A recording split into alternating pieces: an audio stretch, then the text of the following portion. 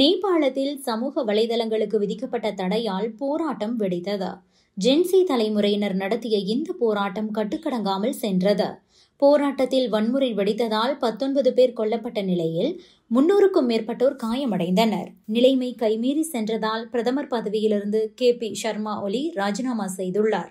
இதற்கிடையில் நேபாள நாட்டு நிதியமைச்சரை போராட்டக்காரர்கள் தெருவில் ஓட ஓட விரட்டி தாக்கிய காட்சிகள் வெளியாகியுள்ளன.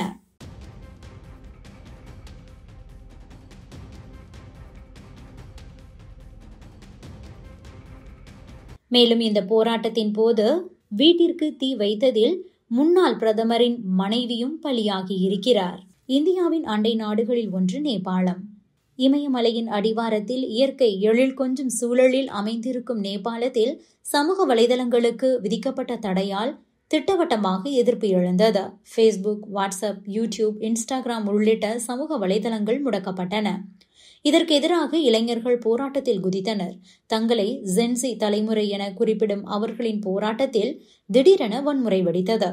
தலைநகர் காத்மாண்டு உள்பட பல்வேறு நகரங்களிலும் போராட்டக்காரர்கள் மற்றும் போலீசார் இடையே மோதல் ஏற்பட்டது. மேலும் நாடாளுமன்ற வளாகத்திற்குள் போராட்டக்காரர்கள் நுழைந்தனர். இதனையடுத்து பாதுகாப்பு படையினர் துப்பாக்கி சூடு நடத்தியதில் 19 பேர் பலியாகினர். 300க்கும் அதிகமானோர் காயமடைந்தனர். இளைஞர்கள் போராட்டம் காரணமாக சமூக வலைதளங்கள் மீதான தடையை நேபாள அரசு திரும்ப பெற்றது. தடை நீக்கப்பட்டதை தொடர்ந்து அனைத்து முக்கிய சமூக வலைதளங்களும் மீண்டும் செயல்பாட்டுக்கு வந்தன. சமூக வலைதளங்கள் மீதான தடை நீக்கப்பட்ட போதிலும் இளைஞர்களின் போராட்டம் நீடித்தது. நேபாள பிரதமர் KP ஒலிக்கு எதிரான போராட்டங்கள் வெடித்தன. துப்பாக்கி சூட்டில் 19 பேர் உயிரிழந்ததற்கு பொறுப்பேற்று KP சர்மா ஒலி பதவி விலக வேண்டுமென இளைஞர்கள் வலியுறுத்தி போராட்டத்தில் ஈடுபட்டனர்.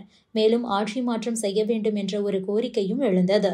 நேபாள பிரதமர் மற்றும் அதிபரின் இல்லங்களுக்கு தீ வைக்கப்பட்டன. அதேபோல முக்கிய அரசியல் பிரமுகர்களின் வீடுகளையும் போராட்டக்காரர்கள் குறிவைத்தனர். அவர்களின் வீடுகள் மீது கற்கள் வீசப்பட்டன.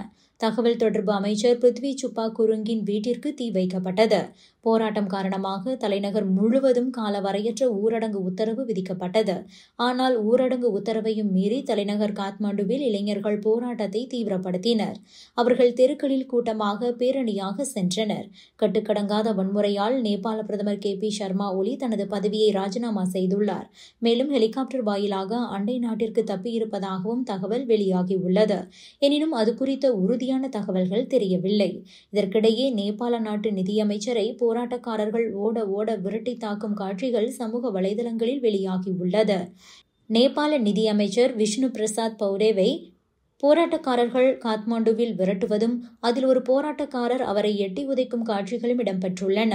இதனால் தடுமாறி விழும் அமைச்சர் உடனடியாக அங்கிருந்து ஓட்டம் பிடிக்கிறார்.